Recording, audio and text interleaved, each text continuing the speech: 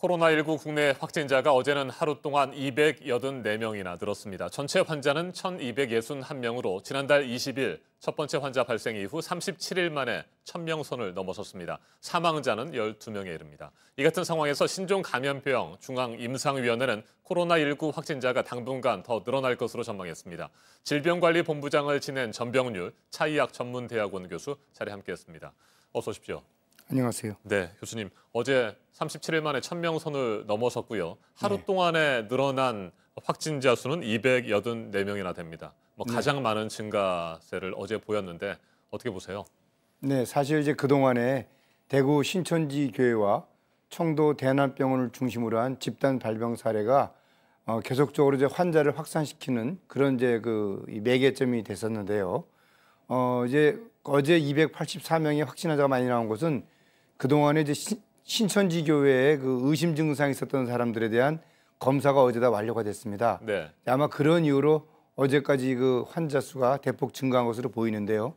그래도 앞으로 당분간 이 신천지 교회와 연관된 그런 각 지역에서의 소규모 집단 발병 양상이 계속적으로 좀 생기면서 환자는 지속적으로 증가될 것으로 예상을 합니다. 네, 정부가 이틀 전에 신천지 측으로부터 넘겨받은 교인 명단, 연락처가 한 21만 2천여 명분에 해당된다고 합니다. 네. 실제로는 30만 명이 넘어설 것이라는 분석도 있고요. 네. 자, 이들에 대한 전수조사가 이제 자치단체별로 어제 오후부터 시작이 됐는데 전수조사가 계속해서 진행이 된다고 한다면 지금과 같은 급증하는 추세는 당분간 더 이어진다고 봐야 될까요? 네, 아무래도 네. 이제 이 대구 신천지 교회에 6일, 15일 두 차례 예배에 참여했던 분들하고 연관되는 사람들 중심으로 일단 조사가 이루어져야 되겠고요. 또 그러고 나서도 이 증상이 있는 분들, 그래서 그런 분들을 모아서 의심 증상군으로 분류를 하고 그런 분들에 대한 조사가 집중적으로 이루어져야 될 것으로 생각을 합니다. 그렇다면 그 그룹에서 좀 더 이게 추가 확진자가 나올 수 있을 것으로 생각을 합니다. 네.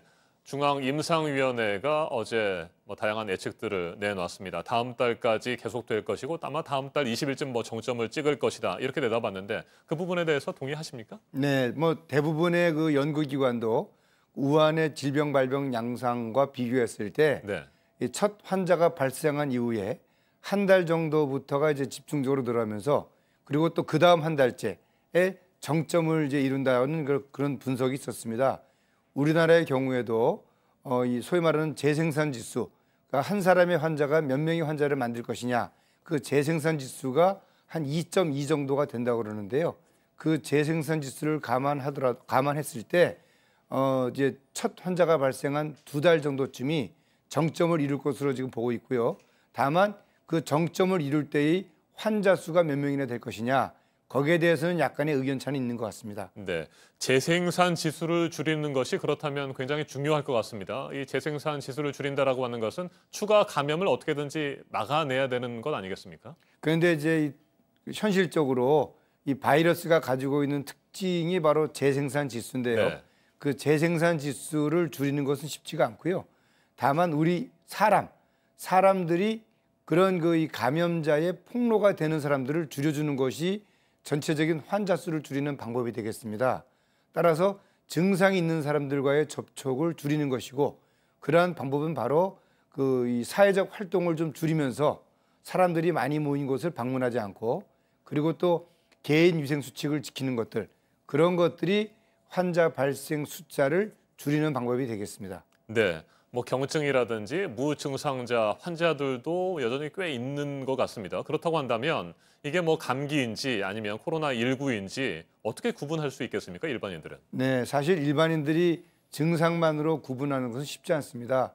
그래서 의료진들이 환자의 어떤 노출력, 예를 들어서 최근에 어떤 특정 장소에 다녀온 적이 있었는지 또 이 코로나19의 확진 판정을 받은 분과 같은 생활을 했던 적이 있었는지 이제 그런 것들을 확인하고 나서 이 환자가 코로나19에 감염됐을 것이다라는 이제 그런 의심을 하면서 확진 검사를 하게 되는데요. 사실상 쉽지는 않습니다. 그렇기 때문에 어떻게 보면은 이 확진자를 구분한다는 것은 의료진들의 어떤 그간의 진료 경험이라든지 그런 부분들을 통해서 일정 부분 좀 가능할 것으로 생각을 합니다. 네, 많은 분들이 아마 이 부분을 궁금해하실 것 같습니다. 뭐 현재 의료 시설도 뭐 부족하고요, 의료 인력도 요즘에 많이 부족하기 때문인지는 모르겠습니다만, 일단 증상이 좀 나타났을 때 바로 병원에 가지 말고 뭐 2, 3일이나 3, 4일 정도 집에서 요양을 하는 것이 좋다. 네. 그리고 나서 증상이 더 악화됐을 경우에 병원을 찾아야 된다라고 하는데 그렇게 기다리다가 뭐 중증 폐렴으로 옮겨가지는 않겠느냐, 뭐 이런 네. 우려거든요. 어떻게 네. 생각하십니까? 사실 이 신종감염병 중앙임상위원회에서 그간의 환자들에 대한 분석 자료를 어제 발표하지 않았습니까? 뭐 중국의 사례하고 거의 비슷하다는 것입니다. 네. 예를 들어서 이제 건강하고 또 면역 기능이 좀 뛰어난 그런 분들은 감염이 되더라도 증상이 경미하고 그리고 한 80% 정도 해당되는 분들이 그런 그룹인데요. 저절로 이제 치유가 되는 경우더라. 따라서 이제 그러한 다수가 경미한 상태에서 증상이 완화되기 때문에 일단 증상이 있더라도 본인 스스로가 병원에 먼저 가게 되면은 혹시라도 모를 이 실제 환자와의 접촉에 의해서 감염이 생길 수가 있기 때문에 일단은 집에서 좀 관찰을 한 이후에 그리고 나서 선별 진료소라든지 보건기관의 안내를 받으면서 진료를 받도록 하는 것이 이 상황에서 이 병상 자원이라든지 의료 자원을 효율적으로 이용하는 그런 방법이라는 것을 이제 임상위원회에서 권고를 했습니다. 네, 정은경 질병관리본부장이 어제 이 같은 얘기를 했습니다. 전염력은 매우 높고 그리고 전염 속도는 매우 빠르다. 이런 취지의 얘기를 했었는데 과거 뭐 신종플루 때와 비교하면 어떻습니까? 네, 사실 이제 과거에 2009년도죠. 네. 신종인플루엔자 사실 재생산 지수가 한 3에서 2 정도 사이인데요. 상당히 이 감염력도 높고 속도도 빨랐습니다. 그런데 이번에 코로나19를 경험을 해보면서 느낀 것은 그 당시에 이 환자들을 초기 단계에서 감염시키는 것보다 더 빠른 속도로 감염을 시키고요. 특히 또 이 밀폐된 공간에서의 그런 환자 생산하는 그런 속도가 신종플루 때보다도 비교할 수 없을 정도로 빠르다는 것을 알 수가 있었습니다.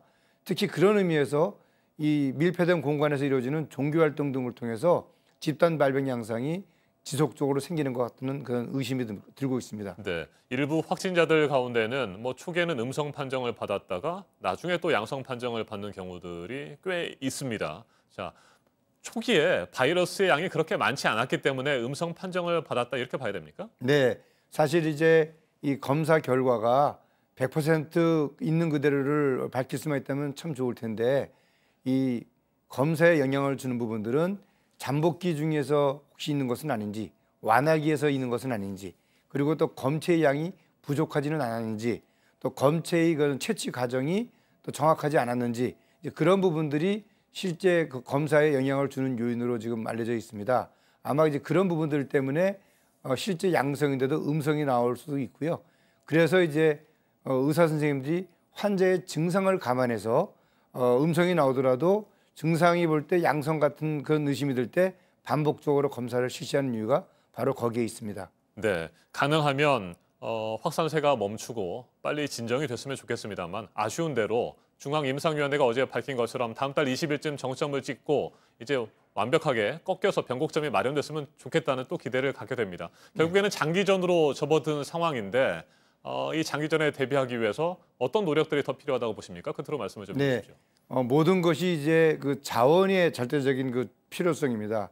이 자원이라는 것은 현재 그 진단을 할 수 있는 그런 진단 시약이라든지 또 환자들이 입원 진료를 받을 수 있는 병상 그리고 또 이런 환자들을 바로바로 진료할 수 있는 의료진입니다. 현재 의료진들이 상당히 필요도가 지금 누적이 되어 있습니다. 또 감염으로 인해서 진료 현장에서 격리가 되고 있습니다. 따라서 이런 의료진들이 이런 자발적인 그런 지원이라든지 협조에 의해서 좀 더 신속하게 충원이 돼서 현장에서 신속하게 진료가 이루어졌으면 하는 그런 바람이 있습니다.